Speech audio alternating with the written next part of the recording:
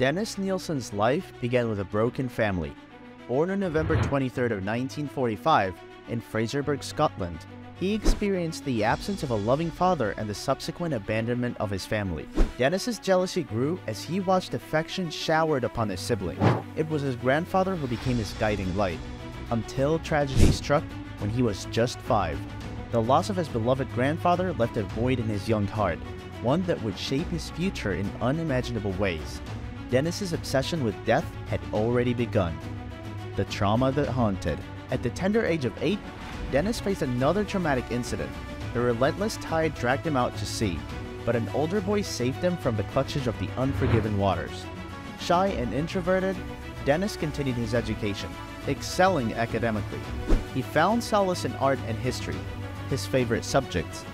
At 14, he joined the army, serving across the world until the 1970s.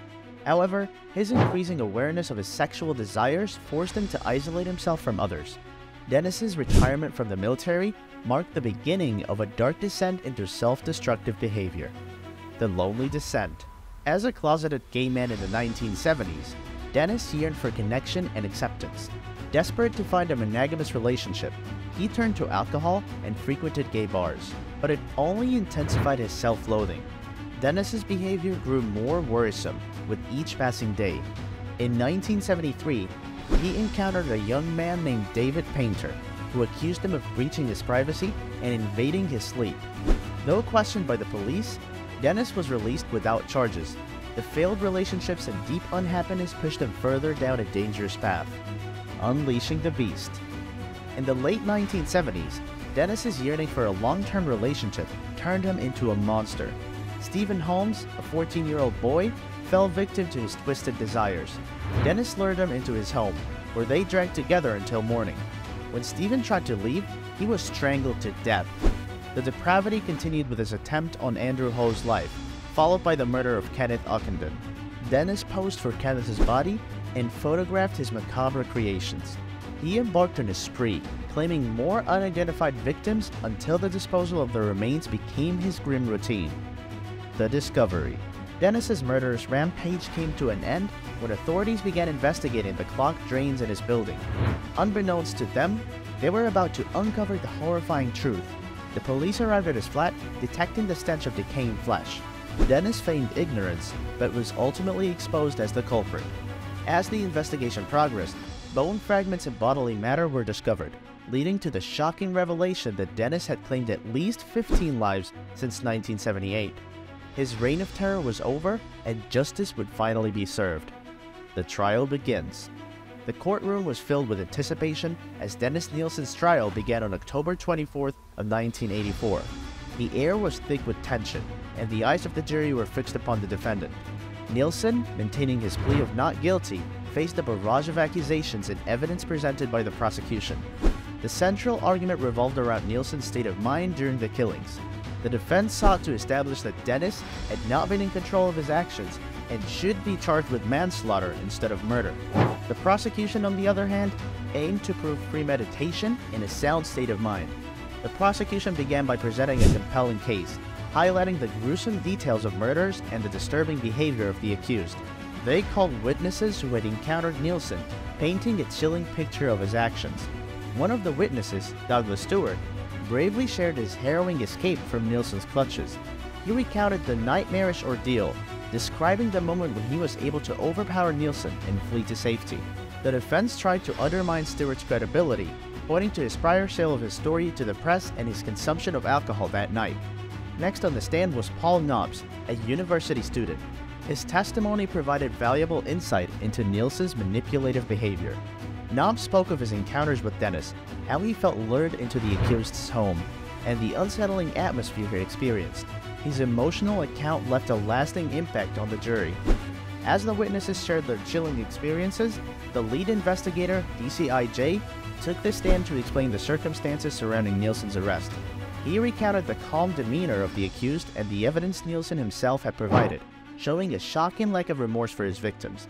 The prosecution meticulously presented the evidence, including the cooking pot used to boil the victims' skulls, the cutting board of dismemberment, and the rusty knives linked to Martin Duffy, one of the victims.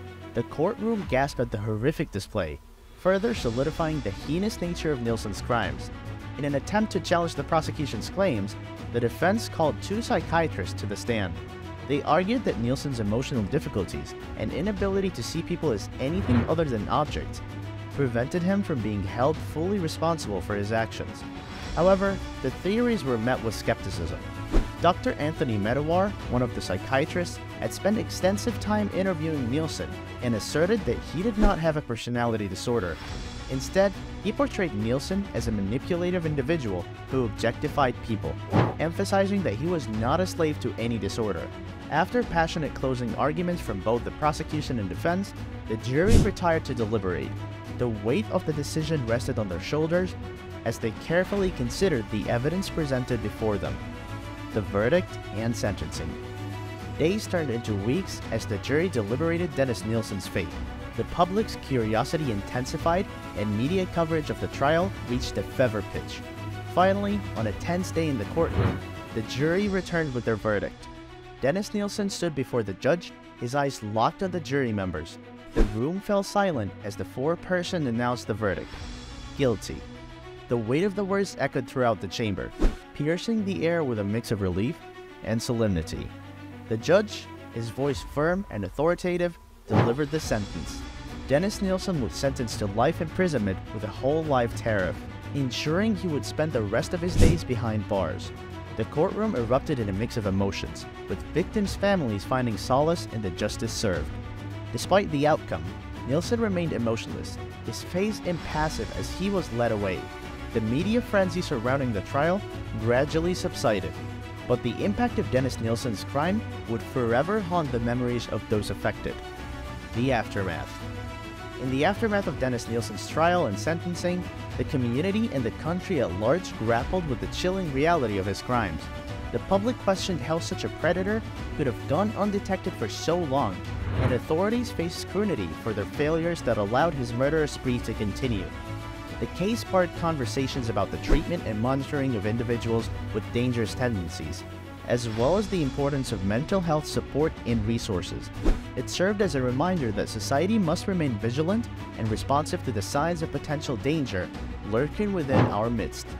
For the families of Nielsen's victims, the wounds would never fully heal. They carried the burden of loss, forever altered by the incomprehensible acts of a man consumed by darkness. Support groups and counseling services offered a semblance of solace, but the scars remained. As the years passed, Dennis Nielsen would fade from the public's attention, confined to the confines of his prison cell. His name would become synonymous with evil, a chilling reminder for the depths to which humanity can sink. The case of Dennis Nielsen would serve as a cautionary tale, a reminder that monsters can lurk in the most unsuspecting places, and that darkness can reside even within the human soul. In the annals of the criminal history, Dennis Nielsen's name etched a permanent mark. His reign of terror and the subsequent trial left a scar on the collective consciousness. As society grappled with the aftermath, it was a chilling reminder that evil can manifest anywhere, reminding us to remain vigilant against the darkness within. So, that brings us to the end of the video. Hope you enjoyed watching it. If you did, then consider pressing the like button. And don't forget to subscribe for more videos like these. Check out our other video that you see now. And we will see you next time.